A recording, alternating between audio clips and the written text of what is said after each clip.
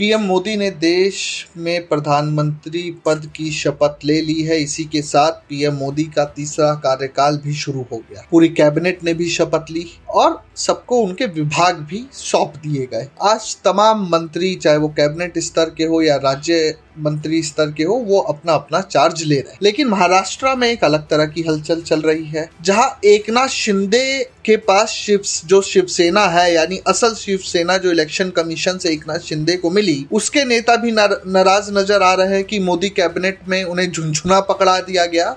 तो वहीं अजीत पवार, जिन्होंने अपने चाचा शरद पवार से बगावत की, वो भी एकाएक अपने चाचा का महिमा मंडन करने लगे। क्या है इसके संकेत? आखिर क्यों अजीत पवार तारीफ कर रहे हैं? क्या अजीत के मन में फिर से लड्डू फूट रहे हैं?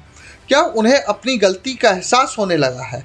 क्या जनता ने अजीत के सामने ये रुख साफ कर दिया है कि आप भले ही पार्टी हाईजैक कर लो, लेकिन हम असली एनसीपी उसी को मानेंगे जहां पर शरद पवार होंगे? अजीत पवार को अपना राजनीतिक भविष्य क्या खतरे में दिखने लगा है? ये तमाम तरह की अटकलें लगने लगी है जैसे ही अजीत पवार ने सार्वजनिक मंच से अपने चाचा शरद पवार की तारीफ की। क्या कुछ कहा उन्होंने? राष्ट्रवादी कांग्रेस पार्टी के प्रमुख और महाराष्ट्र के उप मुख्यमंत्री अजीत पवार ने सोमवार को, पार्टी का स्थापना दिवस का मौका था, अपने चाचा शरद पवार को 1999 में स्थापना के बाद से पार्टी को आगे बढ़ाने में उनके योगदान के लिए धन्यवाद दिया।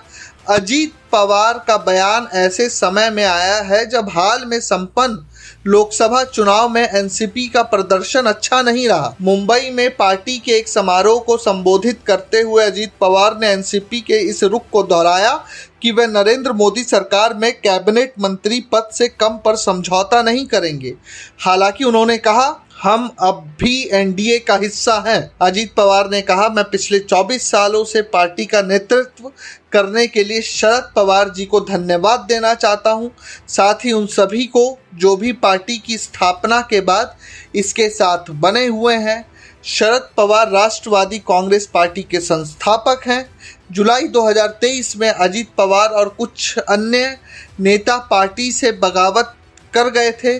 उसके बाद महाराष्ट्र की शिवसेना बीजेपी सरकार में शामिल होकर अभी सरकार चला रहे हैं और उप मुख्यमंत्री पद का सुख भोग रहे हैं। Bureau report, प्रजाहित।